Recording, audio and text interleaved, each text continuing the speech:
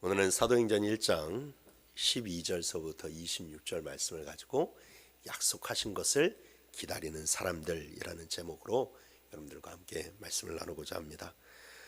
우리는 살면서 수많은 만남과 이별을 겪게 됩니다. 만남은 참으로 기쁜 것이지만 그러나 이별은 어떤 종류의 이별이라도 항상 슬프고 우리 마음을 먹먹하게 만듭니다.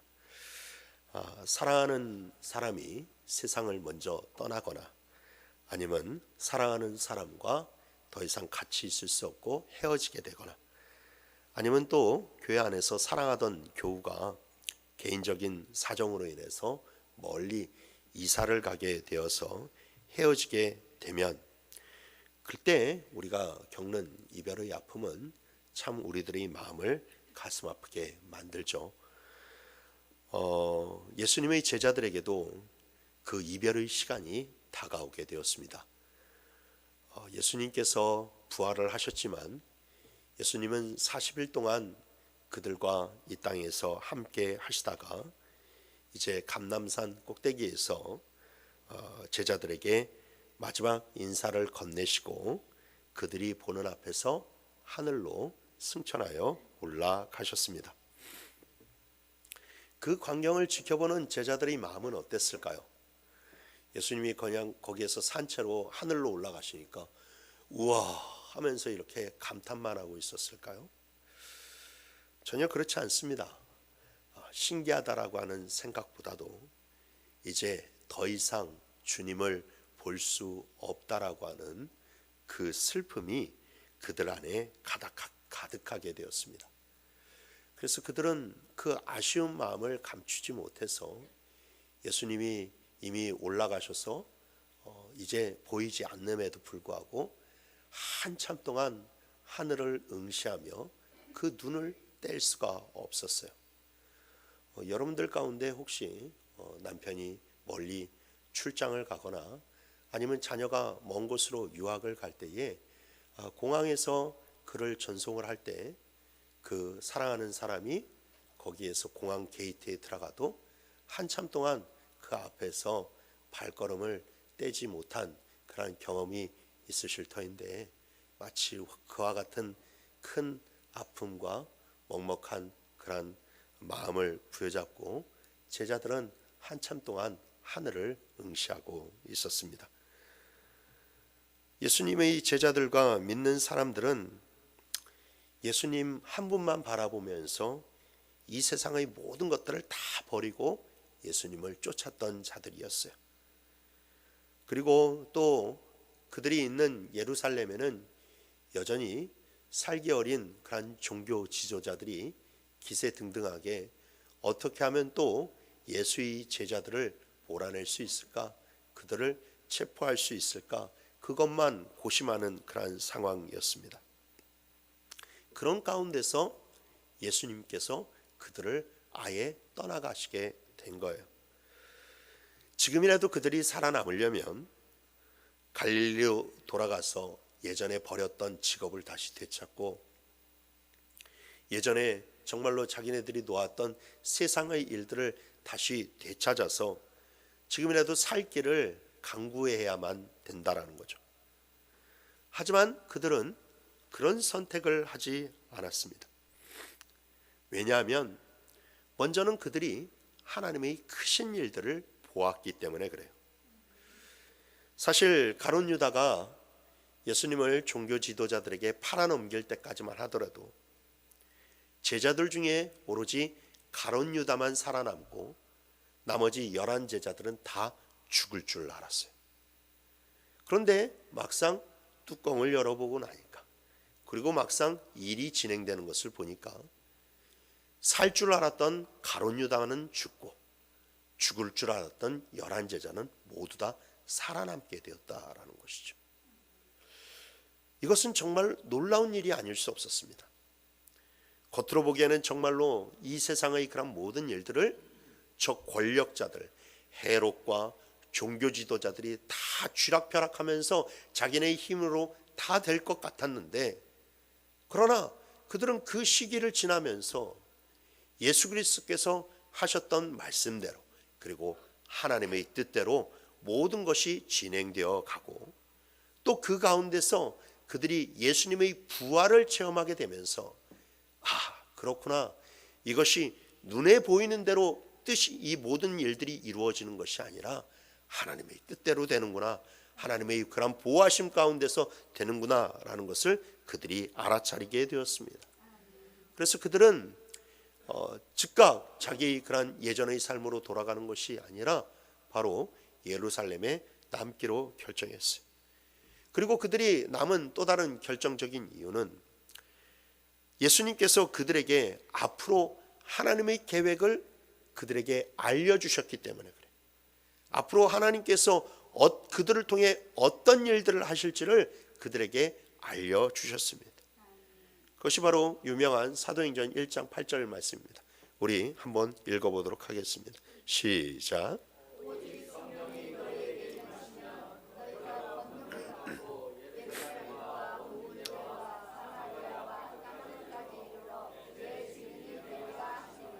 아멘. 그렇습니다. 하나님은 그들에게 놀라운 권능을 부어주셔서 그들로 하여금 당신의 증인으로 삼으시겠다라고 말씀하셨어요. 그들에게 성령을 부어주실 것이고 그들을 교회로 세워서 그 교회를 통해서 하나님의 크신 일을 행하시겠다라고 그렇게 선포를 하신 겁니다. 하지만 그러기에 앞서 그들이 가장 먼저 해야 할 일이 있었어요. 하나님의 이 놀라운 계획과 그 모든 하나님의 역사가 실현되기 위해서는 그들이 가장 먼저 해야 될 것이 있었어요. 그것은 무엇이었느냐? 기다리는 것이었습니다. 기다리는 것. 사도행전 1장 4절 말씀을 한번 읽어봅시다. 시작.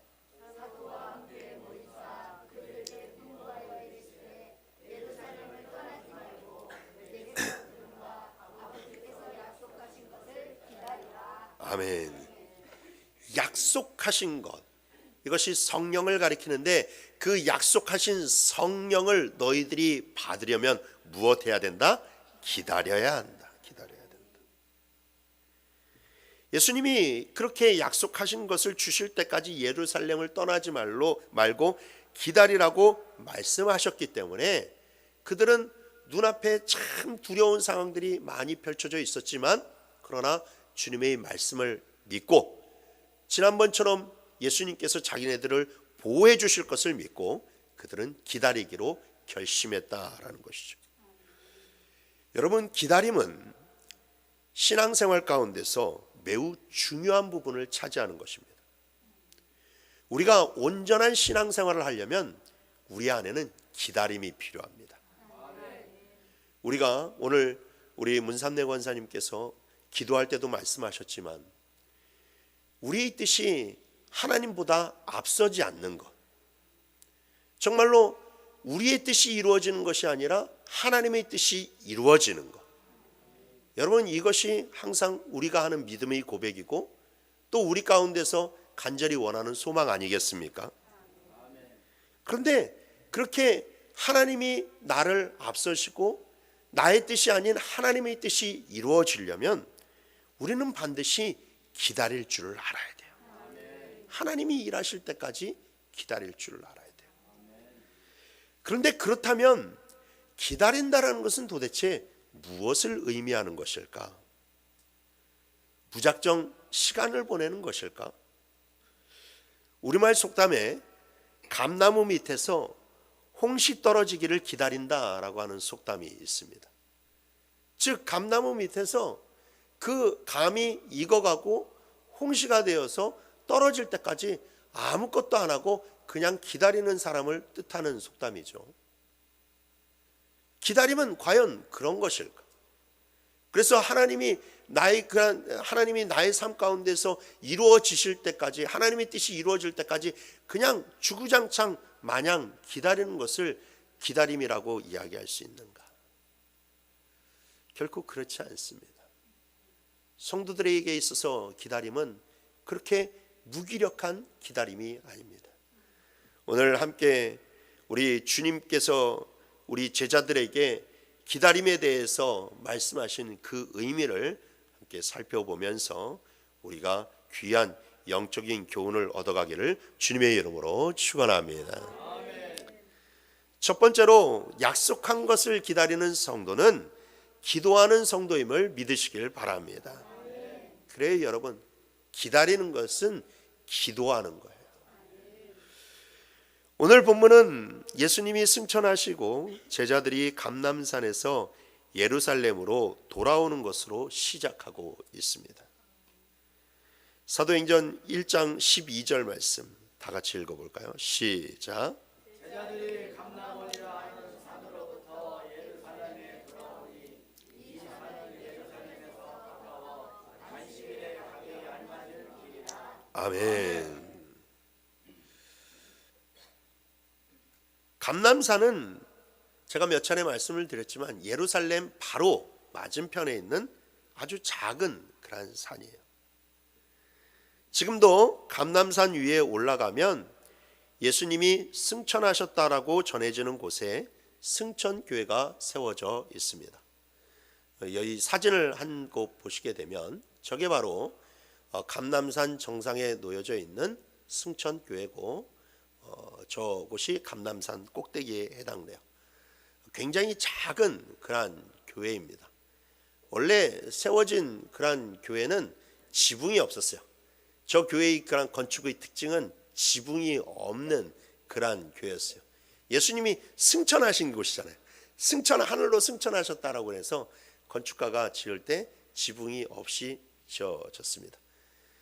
근데 이제 저 위에 지붕이 저렇게 생기게 된 것은 이제 나중에 무슬림이 들어오게 되면서 저곳을 차지하게 되었을 때에 예수님이 승천하셨다가 다시 보신 그대로 오신다고 하니까 저기를 지붕으로 막아버렸어요. 이게 신앙이라는 게요, 신앙생활하는 게 어찌 보면 굉장히 사람들이 유치합니다. 얼마나 유치한지 몰라요. 그래서 지금은 저희가 이제 무슬림이 이렇게 관리하는 곳이기 때문에 저렇게 지붕이 막혀져 있는 채로 그대로 있습니다. 그런데 이제 저곳에 저 승천교회가 세워진 그런 이유는 저 안에 조그만 바위가 하나 있어요. 이렇게 밑바닥에 돌이 하나가 있는데 저 돌 위에 예수님의 발자국이 있다라고 해서 저 곳에 저 교회를 세웠어요. 자세히 보세요. 발자국이 혹시 저거 보여주면 안 되지. 발자국이 보입니까? 네, 믿음의 눈으로 보입니다. 근데 이제 그 빨간색으로 이렇게 딱 그려져 있는 것을 보게 되면 저렇게 발자국 모양이 돼 있다라고 그래요. 예전엔 좀 더 선명하게 보였는데 하도 이제 사람들이 가가지고 막 예수님이 발자국이라고 그러니까 막 문지를 막 이렇게 만지니까 이렇게 좀 형태가 좀 일그러져 있습니다. 저하고 박 목사님도 가가지고 열심히 만졌어요. 약간 저희 같은 이렇게 볼성사 나온 그렇게 관광객들이 있으니까 요즘은 앞에다가 이제 유리를 쳐놔가지고 이제 더 이상 만지지 못하도록 그렇게 해놨습니다. 그런데 저게 예수님의 발자국일까요? 아니죠. 그냥 발자국처럼 생겼으니까 누가 이렇게 발자국이라고 그랬지. 예수님이 하늘로 올라갈 때 무슨 슈퍼맨처럼 이러면서 올라가진 않았을 거 아니에요. 예수님 발자국은 아닙니다. 그런데 그럼에도 불구하고 저곳에 승천교회가 세워진 것은 저것이 감람산에서 꽤 높은 곳에 해당이 되고 아마 예수님도 저곳 언저리에서 예수님께서 승천을 하셨을 것입니다. 당시 이제 이 승천교회 예수님이 승천하신 후에 저 승천교회에서 예루살렘까지 성까지의 거리는 딱 1km가 채 되지 않습니다. 한 900 몇 킬로 이렇게 되는데 그 몇 메타가 되는데 이 1km가 채 되지 않는 거리, 이게 굉장히 중요해요. 오늘 본문에 보니까 여기 제자들이 예루살렘에 가까워 안식일에 가기 알맞은 길이라고 나와 있죠. 구전율법에 보면 유대인들은 안식일 날 1km 이상을 걷지 못하도록 제한해 두었어요. 그러니까 안식일 날 일을 하지 말아야 되는데, 그럼 일의 그런 기준이 뭐냐?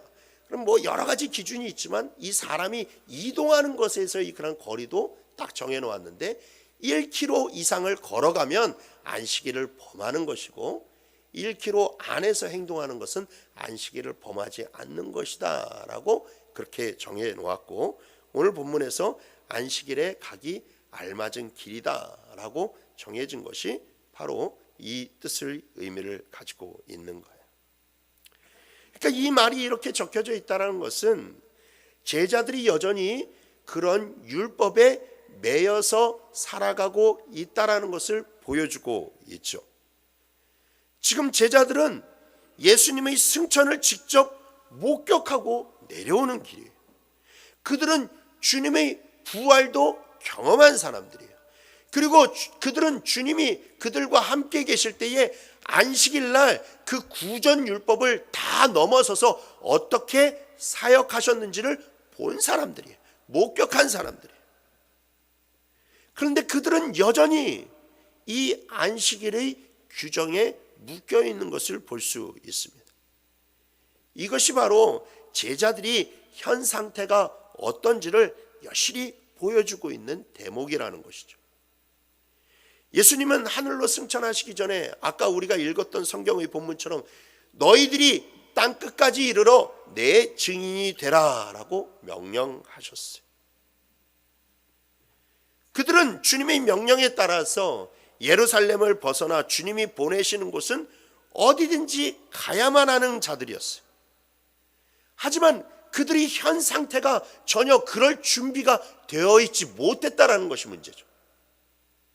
그들의 인식 자체가 이런 안식일의 율법에서 벗어날 수가 없고, 그들의 그런 인식 자체가 나 같은 사람이 어떻게 세상 끝까지 나아가서 그렇게 복음을 전할 수 있어? 내가 어떻게 감히 사마리아 사람들에게 가가지고 그 복음을 전할 수 있어?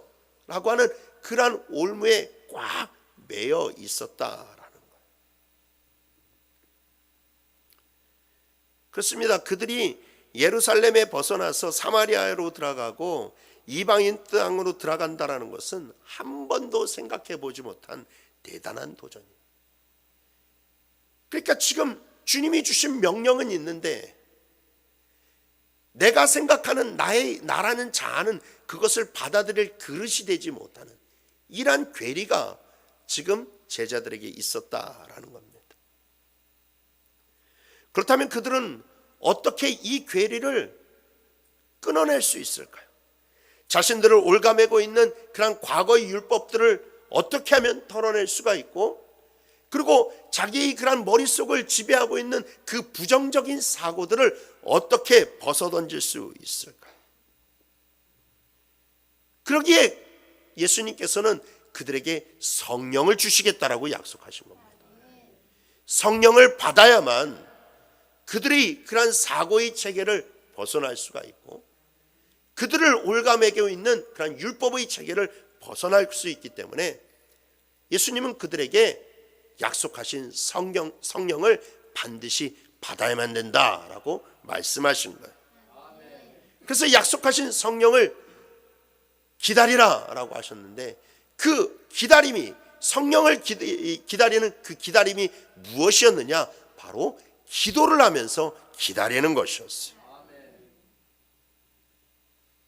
성령은 그냥 임하는 것이 아니라 여러분, 바로 기도하는 자에게 임하는 것임을 믿으시길 바랍니다. 그래서 그 성령을 받기 원하는 자들이 열심히 예루살렘에 모여서 그 약속하신 성령이 오실 때까지 열심히 기도했어요. 여러분 13절 14절을 보시면 기도하던 사람들 이름이 나오게 됩니다. 한번 여러분 다 같이 13절 14절 읽어보도록 하겠습니다. 시작.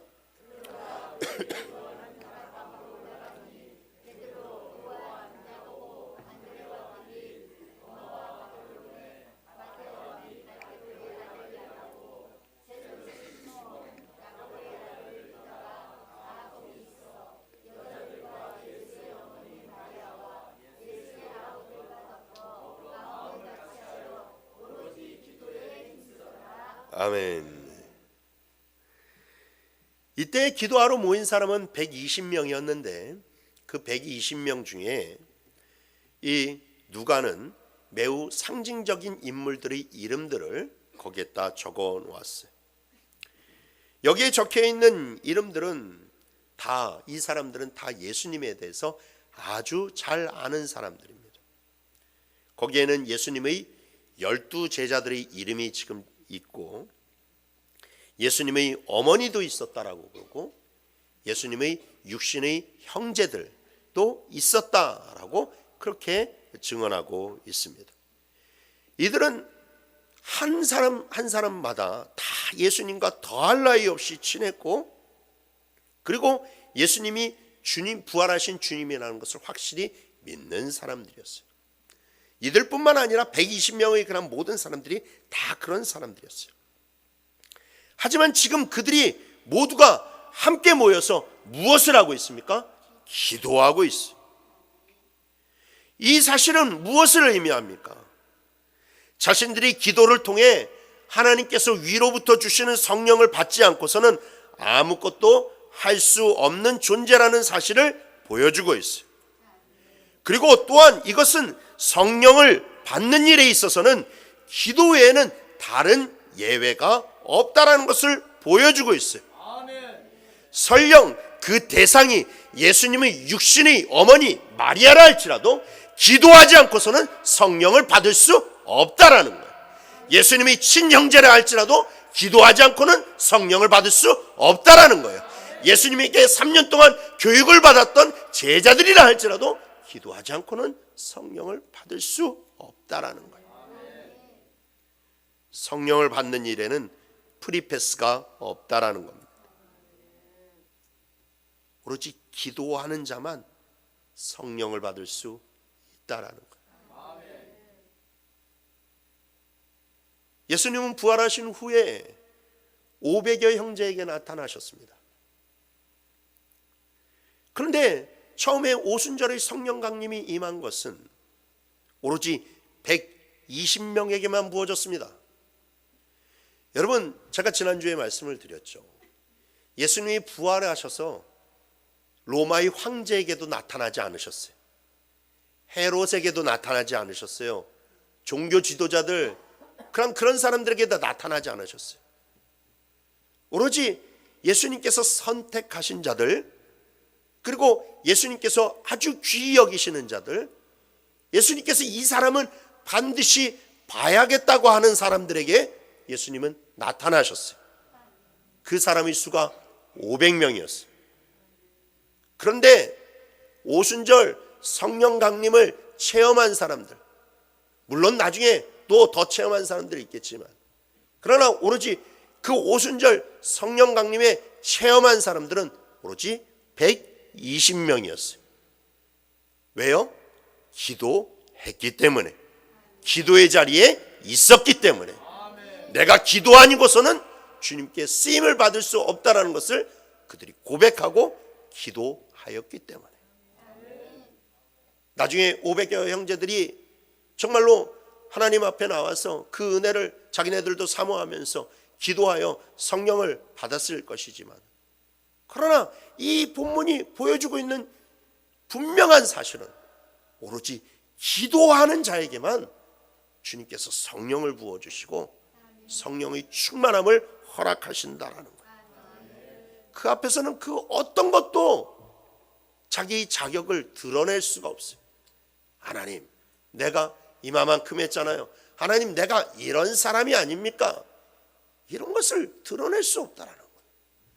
여러분, 인간의 공로, 예수님 앞에서 인간의 공로를 자랑할 수 있는 사람이 있다면 예수님의 육신의 어머니 마리아보다 더 공로를 자랑할 수 있는 사람이 누가 있겠습니까? 여기 우리 젊은이들 많이 있지만 이 젊은이들이 이렇게 훌륭한 젊은이로 성장하는 데까지 그 공로를 자랑할 수 있는 사람은 그들의 어머니 아버지가 아니겠습니까? 그럼에도 불구하고 그 예수님의 어머니가 성령 받기 위해서 기도의 자리에 있었다는 것은 우리가 과연 도대체 신앙생활을 하면서 성령 충만함을 받기 위해서 무엇에 힘써야만 될지를 여실히 보여주고 있다라는 거예요. 많은 크리스찬들이 너무나도 상식 밖의 그런 모습을 신앙생활을 할 때가 많이 있습니다. 그들은 하나님의 응답이나 하나님의 축복을 요구하면서도 함께 모여서 기도에 전혀 힘을 쓰지 않는다라는 거예요. 여러분, 하나님께서는요, 다른 것은 기도 안 해도 그냥 주시지만 가장 중요한 성령의 능력은 반드시 기도를 해야 주십니다. 성경을 자세히 읽어보면 사실 예수님은 그렇게 말씀하셨어요. 야, 먹을 것, 쓸 것, 입을 것 그거 너무 염려하지 말라라고 얘기했어요. 이미 그거 다 안다라고 얘기했어요. 그거 위해서 그렇게 죽을 똥살똥 기도하지 말라는 거예요. 그렇다고 기도하지 말라는 것이 아니라 더 죽을 똥살똥 힘을 내서 기도해야 될 문제가 있다라고 하셨어요. 그게 바로 하나님 나라를 위한 일이고 그게 바로 성령 충만함을 위한 일이라는 거예요. 근데 우리는 그 순서가 바뀔 때가 많이 있죠. 너무나도 그 순서를 바꿔가지고 얘기해요. 기도에 별로 힘쓰지 말아야 될 것을 위해서는 죽어라고 기도에 힘쓰고 정말로 기도에 힘써야 될 것은 우리의 그런 관심에서 멀어질 때가 많이 있다라는 거예요. 여러분, 우리가 하나님의 응답을 구하고 하나님의 축복을 구하면 여러분, 우리는 진짜 기도에 힘써야 됩니다. 저는 여러분들에게 안수를 잘 하지 않습니다. 특별한 때만 안수를 합니다. 월삭기도 때나 아니면 송구영신 예배 때나 아니면 여러분들이 아플 때 그때만 안수기도를 합니다. 제가 안수기도를 남발하지 않는 것은 여러분들이 기도하지 않으면, 여러분들이 간절히 기도하지 않으면 제가 아무리 안수한다고 해서 그것이 될 일이 아니에요. 여러분, 저는 사이비가 아닙니다. 저는 무당이 아니에요. 안수는 여러분들이 기도를 돕는 겁니다. 여러분들이 간절한 심령을 가지고 기도할 때에 제가 같이 옆에서 함께 애써서 여러분들이 기도를 도울 때에 그때 하나님의 능력이 나타나는 것이지. 여러분, 우리가 정말로 신앙생활을 이상한 길로 몰아가서는 안 됩니다. 오늘날의 기독교가 너무나도 미신이 많이 들어와 있고 너무나도 잘못된 그러한 신앙의 행태가 많이 들어와 있어서 이상한 기독교로 되어버리고 말았는데, 여러분, 우리는 그런 신앙을 보여서는 안 됩니다. 주님은 성령이 약속한 것이라고 말씀하셨고 이것이 가장 귀한 것이라고 얘기하셨어요. 성령이 여러분 우리 안에서 역사하는 순간 여러분 정말로 엄청난 변화가 생깁니다. 엄청난 변화가 생깁니다. 그 엄청난 그 선물을 받으려면 우리는 간절하게 기도해야 됩니다. 모여서 뜨겁게 기도해야 됩니다. 부르짖어서 기도해야 돼요. 오순절이 오기 전에 예수님의 제자들이 성령 받기 위해서 얼마나 간절히 기도했을지 여러분들 한번 상상을 해보세요. 슉슉슉슉 기도하지 않았을 거 아니에요. 정말로 그 약속한 것을 받기 위해서 그들이 얼마나 여러분 열심히 기도했겠습니까? 여러분, 세상의 다양하고 복잡한 문제들 앞에서 우리가 기도한다라는 것은 어찌 보면 굉장히 비효율적이고 시간 낭비처럼 보여질 수 있을지 모릅니다. 그러나 여러분, 우리가 주님의 사람이 되고 주님의 뜻이 우리 가운데서 이루어지고 정말로 우리가 주님보다 앞서가지 않으려면 반드시 기도의 시간을 쌓아야만 됩니다.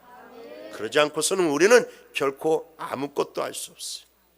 기도하지 않으면 우리는 우리의 생각에 갇히게 되고 우리가 가지고 있는 재능에 갇히게 되고, 여러분, 우리가 정말로 같이 맞닥뜨리고 있는 환경에 갇힐 수밖에 없습니다. 그런데 기도하게 되면 멀게만 느껴졌던 일들이 가깝게 보이고 불가능한 일들이 가능하게 보이는 줄 믿으시길 바랍니다. 그러니 여러분 기도의 자리에 나오세요. 새벽 예배 때 나오시고 금요 기도회 때 열심히 나오셔서 부르짖어서 기도하십시오. 힘써서 나오세요. 시간이 없으면 시간을 만들어서라도 나오세요. 그래서 여러분 성령의 능력을 힘입으시고 성령 충만하여서 정말로 올 한 해 멋지게 살아가는 여러분 모두가 되시길 주님의 이름으로 축원합니다. 두 번째로 약속하신 것을 기다리는 성도는 소망하는 성도라는 것을 기억하시길 바랍니다. 기다림은 소망하는 거예요. 기대하는 거예요. 그렇습니다. 여러분 무언가를 기다릴 때에 두근거림과 떨림으로 기도하지 않습니까? 여러분들 이제는 연애라는 것이 무엇인지도 잘 모르시겠지만 근데 여러분들도 처녀 총각 때 연애를 하실 때 이렇게 누군가 사랑하는 사람과 약속을 잡고 기다릴 때 두근댐이 있잖아요. 설렘이 있잖아요. 우리는 뭔가를 기다릴 때 항상 기대를 가지고 기다립니다. 저는 어렸을 때에 이게 그러니까 한 산타클로스 할아버지를 믿었을 때, 실존한다고 믿었을 때 항상 크리스마스가 기다려졌어요. 왜냐? 24일 날 잤다가 25일 날 일어나면 머리맡에 항상 선물이 있었어요. 그러니까 그 크리스마스 선물이 항상 좋은 게 그 머리맡에 있었기 때문에 이 크리스마스를 늘 두근대는 마음으로 기다렸던 기억이 있습니다. 요즘도 외국에서 보면 외국에서는 아직도 이렇게 크리스마스가 되면 그 거실에다가 저 트리를 딱 하나 이렇게 진열을 해놓고 크리스마스 아침이 되면 저 밑에 크리스마스 선물이 수북히 쌓여져 있어요. 온 가족이 거기 모여가지고 자기의 선물을 막 뜯는 그런 시간들을 가집니다. 그러니까 이 크리스마스가 막 기다려지게 되는 거예요. 그렇습니다. 무언가를 기다린다는 것은 내가 그것에 대한 기대를 가지고 있다는 거예요. 자, 베드로는 함께 모여서 기도하고 난 후에 큰 비밀을 한 가지 깨닫게 됩니다. 그러면서 거기에 모인 사람들에게 한 가지 제안을 하게 돼요. 그게 바로 21절, 22절 말씀입니다. 다 같이 읽어봅니다. 시작.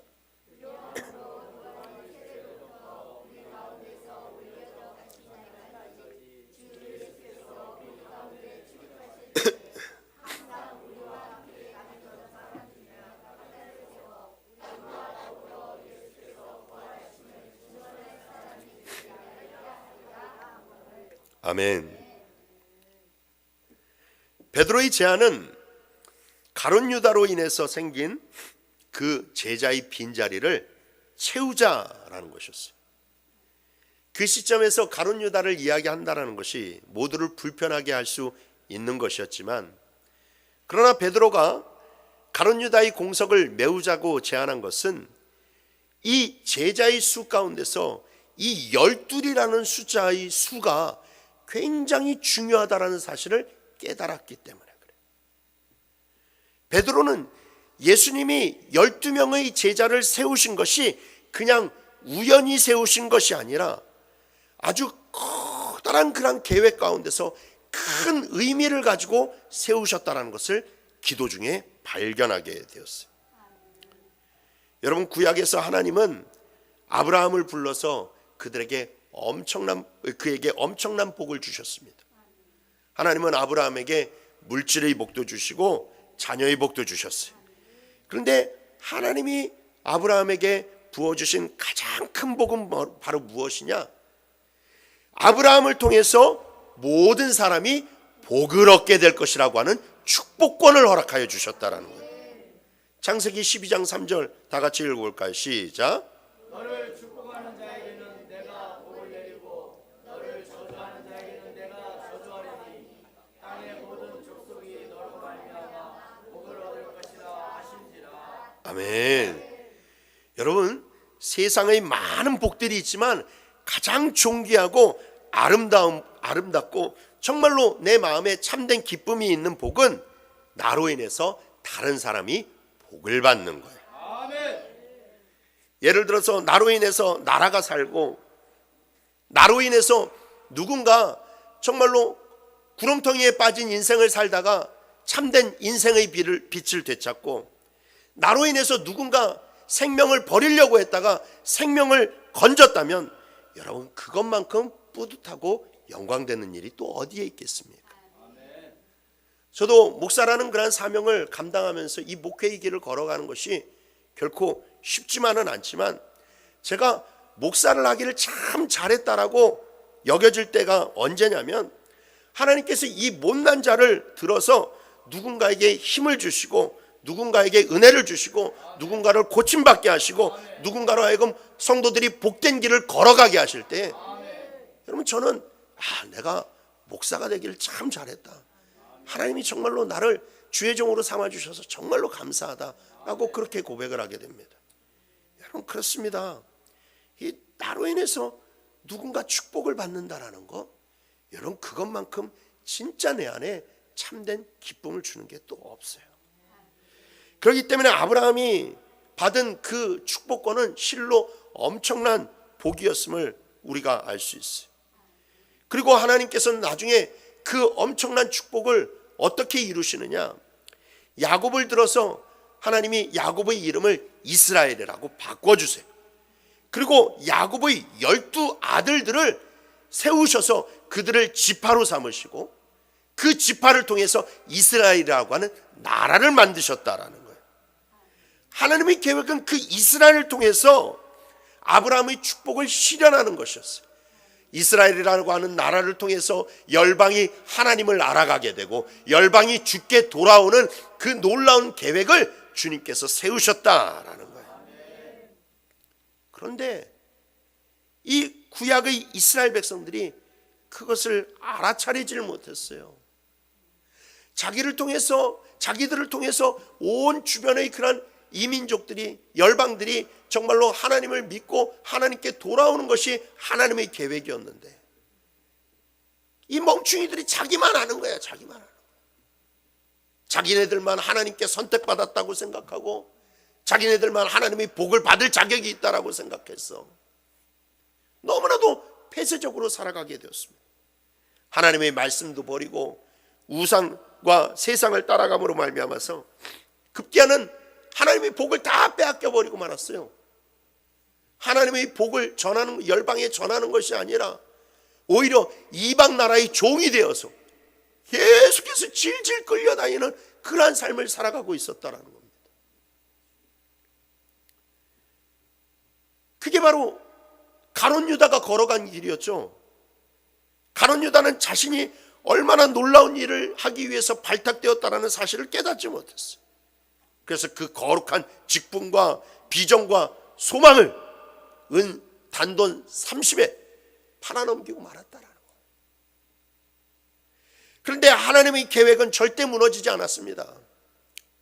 주님께서 예수 그리스도를 이 땅에 보내시고, 예수 그리스도를 통해서 12제자를 세우심으로 말미암아 과거 야곱의 12 아들을 통해서 모든 열방을 주께로 돌아오겠다라고 하는 그 약속의 은혜를 이제 그 12제자를 통해서 이루실 계획을 세우셨다라는 거예요.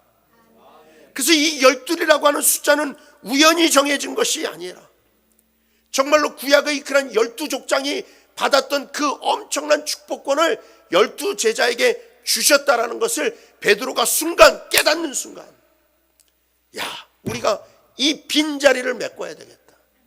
이 빈자리를 메꾸고 약속한 것을 기다려야 되겠다라고 사람들에게 이야기를 한 거예요. 거기에서 끝난 게 아니에요. 여기에 지금 거기에 모여있는 사람들이 총 몇 명이었습니까? 120명이에요. 12명의 10배가 되는 것이죠. 그 말은 곧 무엇이냐? 거기에 있는 모든 사람들도 하나님의 놀라운 그 축복권을 받은 사람이라는 것을 이야기해 준 거예요. 이제 구약 시대를 넘어서서 성령의 시대에 부어질 하나님의 축복권은 이 구약 시대와 이루 비교가 되지 않을 만큼의 놀라운 축복권이 모든 사람들에게, 각 사람에게 부어질 것을 의미하고 있다라는 겁니다.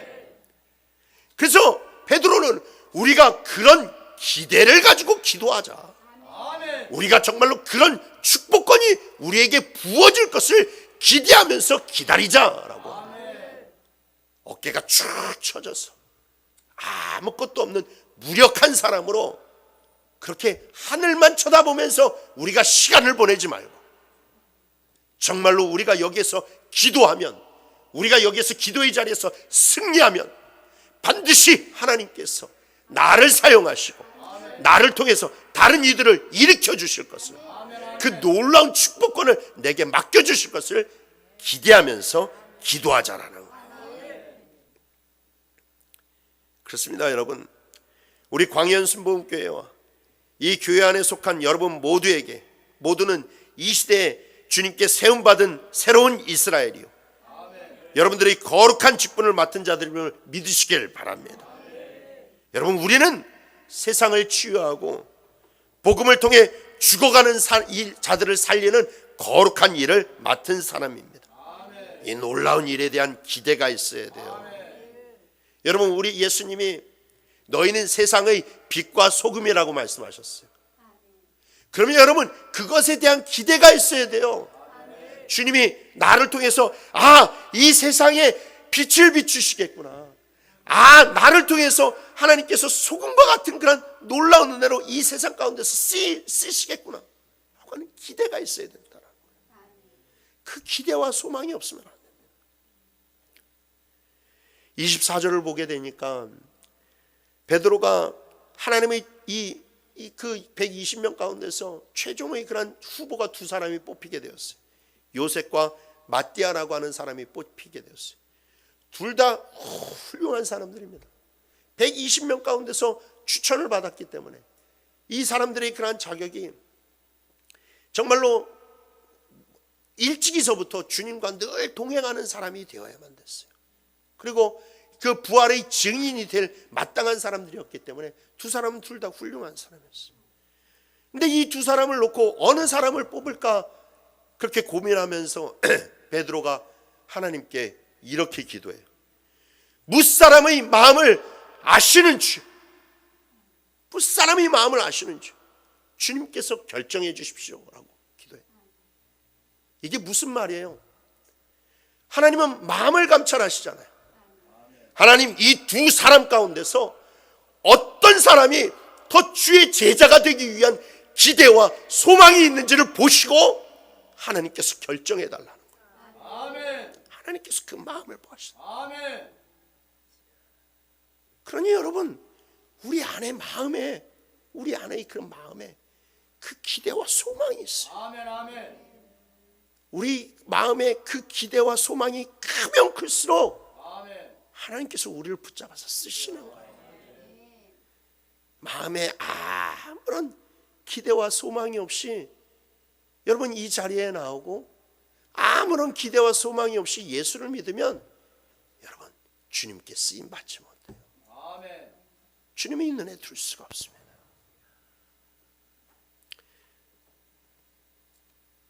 그래서 여러분, 우리 마음속에는 늘 이런 기대가 있어야 돼요. 혹시 이 자리에 학생회나 주일학교 그런 모든 교사가 되시는 분들이 계시다면 여러분 안에 나라는 사람을 통해서 저 아이의 인생이 변화될 것을 기대하셔야 돼요. 아멘. 제가 나를 만나서 정말로 평생 잃어버리지 않는 신앙인이 되고, 그리고 정말로 올바른 신앙의 인격으로 인해서 나중에 크게 쓰임받을 사람이 되겠구나라고 하는 아멘. 그런 기대를 가지고 교사를 하셔야 돼요. 아멘. 아멘.